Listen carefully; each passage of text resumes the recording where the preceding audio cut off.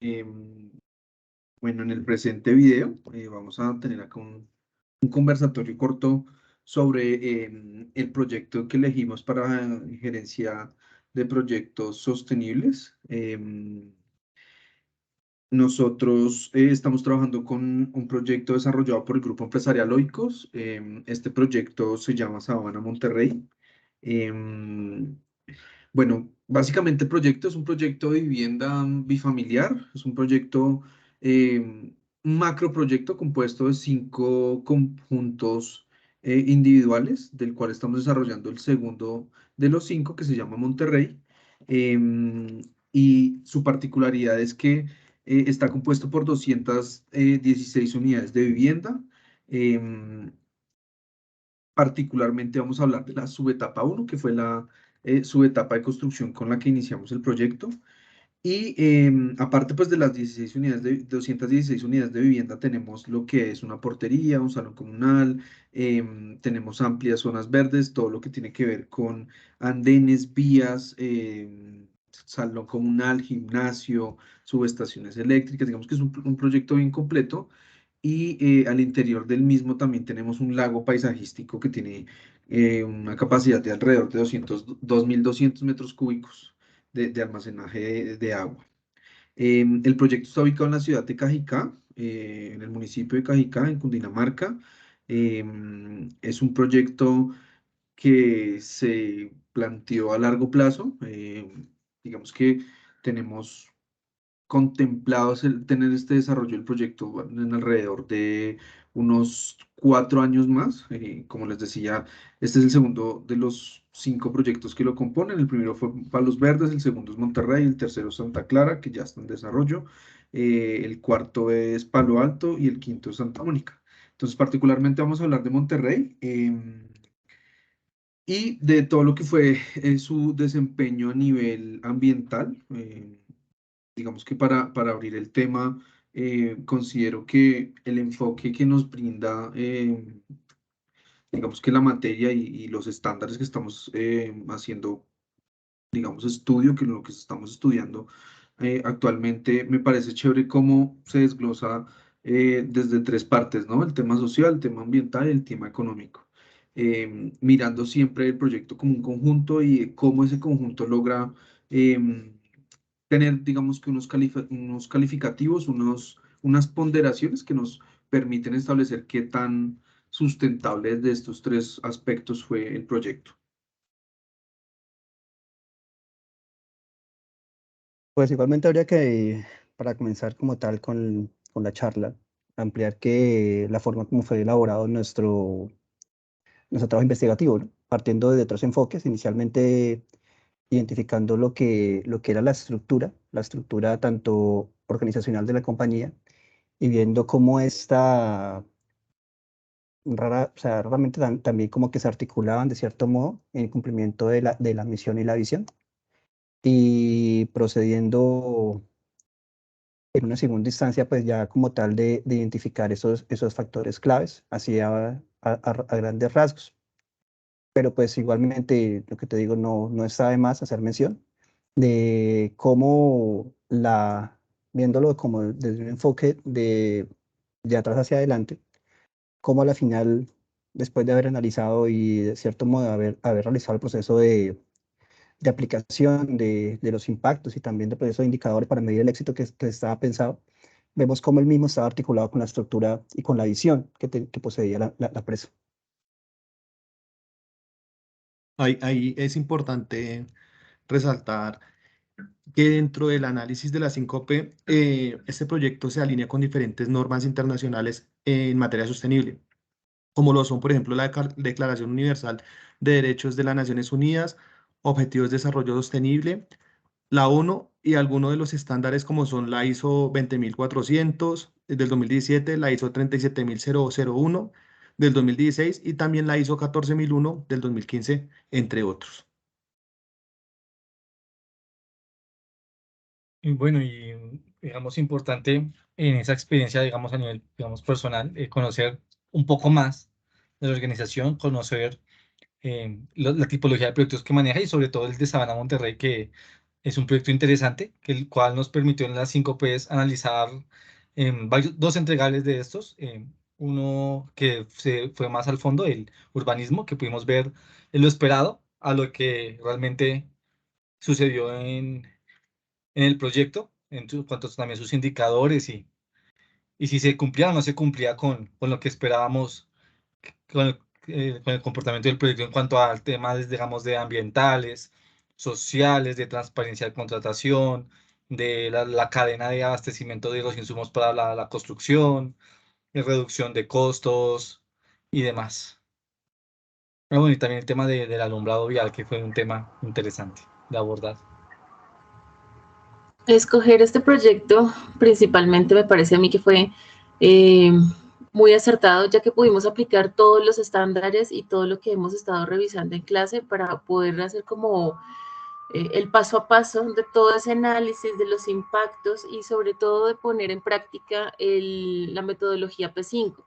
Entonces, en este caso, poder hacer la investigación de todo el área social, del medio ambiente, de las finanzas del proyecto y pues poderlo ponderar, poder hacer los impactos adecuados, me pareció realmente importante porque el ejercicio pues dio sus respectivos frutos.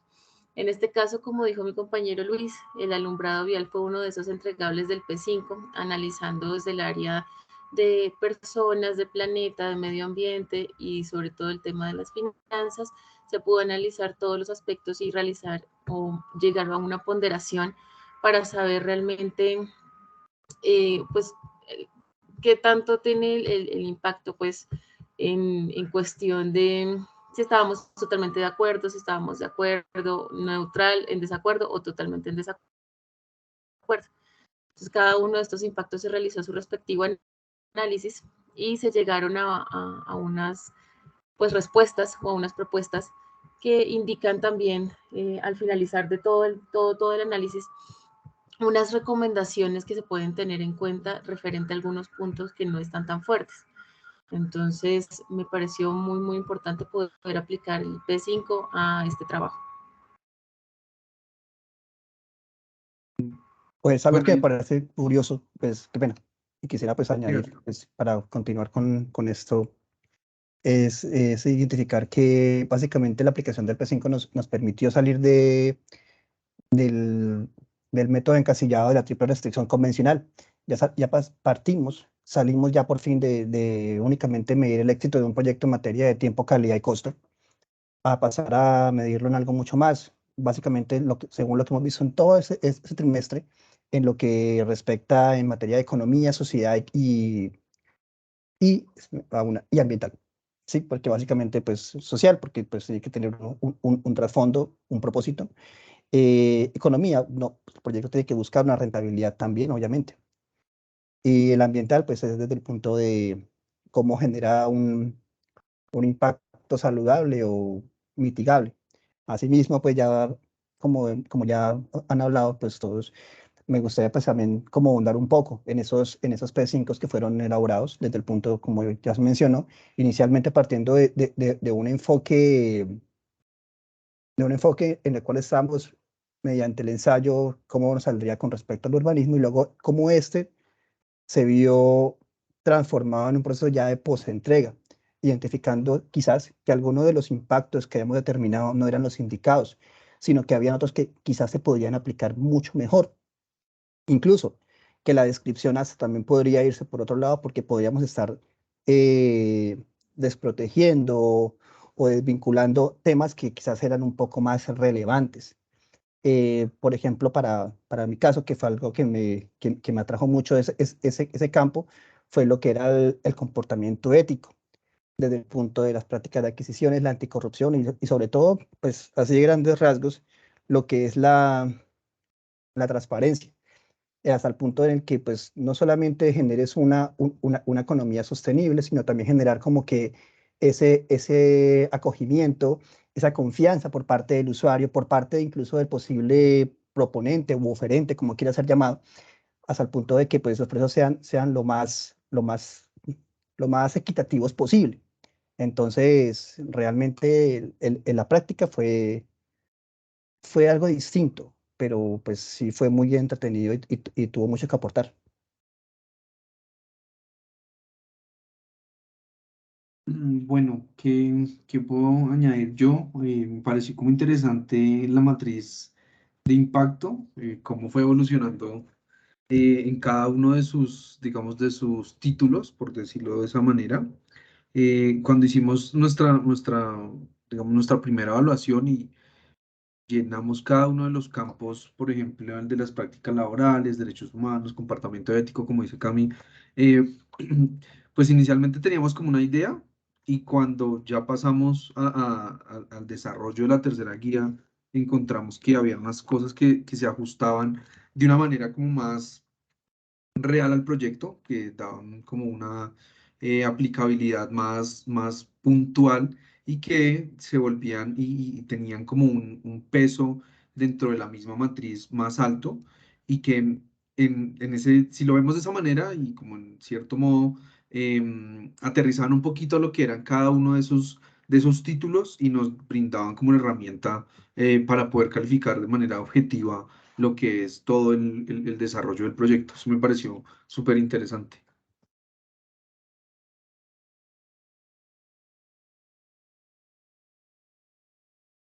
Digamos también este tema de no haber trabajado antes con un estándar así para mirar el proyecto de una forma más holística, no solo enfocarse en el éxito o en temas económicos, digamos, más que todo para esos tipos de proyectos, ¿no? Que son de vivienda y que se enfoca mucho en las ventas y la rentabilidad que estos proyectos generan, sino también se centraba también en las buenas prácticas, en la dotación del personal, en la que el personal también hablan de capacitaciones. Nos permitía también abarcar temas más del aporte que tenía el proyecto hacia la comunidad que estaba en torno al proyecto. Entonces son aspectos del P5 que nos permiten abordar el proyecto de una forma más amplia y no solo encasillarse en lo tradicional, sino, como bien lo hemos visto en las guías, sino la triple restricción se amplía a una más. Así es, Luis. Es importante también resaltar que dentro de esa línea, como lo dices, y una medición de negocio, se tiene dentro de este análisis, en este proyecto Sabana Monterrey, tres tipos de indicadores, dentro de los indicadores sociales, ambientales, económicos, pero resaltando los sociales, que creo que genera un gran impacto en este municipio de Cajicá, ya que nosotros podemos tener una medición o una aplicabilidad bien interesante en cuanto a empleo y dotación, aprendizaje organizacional, apoyo de la comunidad, cumplimiento de políticas públicas, no discriminación, creo que son muy relevantes ahorita, pues en este momento, en este 2022. También los indicadores ambientales que aplican bastante para este proyecto, eh, el indicador de comunicación digital, logística, el consumo de energía, el empleamiento de las energías renovables.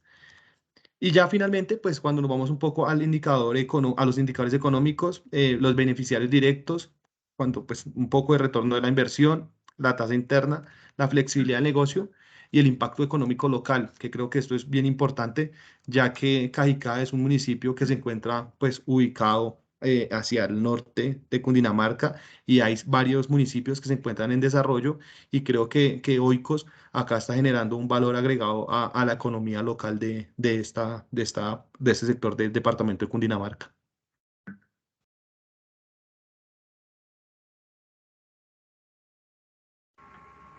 Creo que para finalizar, puedo permitirme redondear en que cada una de estas metodologías nos permite realizar un seguimiento y control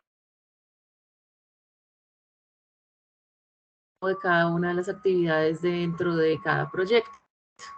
¿Sí? Se puede desenglobar cada uno de esos entregables aplicando el P5 y cada una de las metodologías para hacer un respaldo de esos impactos y poder saber cuáles son los que realmente tienen más relevancia que otros y que los podamos solucionar. Entonces, eso pues me parece importante. Listo, pues yo creo que ha sido interesante la charla.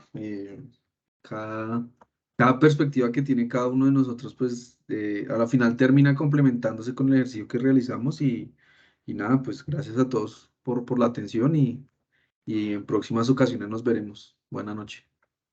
Vale, Sí. gracias, hasta luego. Hasta luego. Bueno, hasta luego.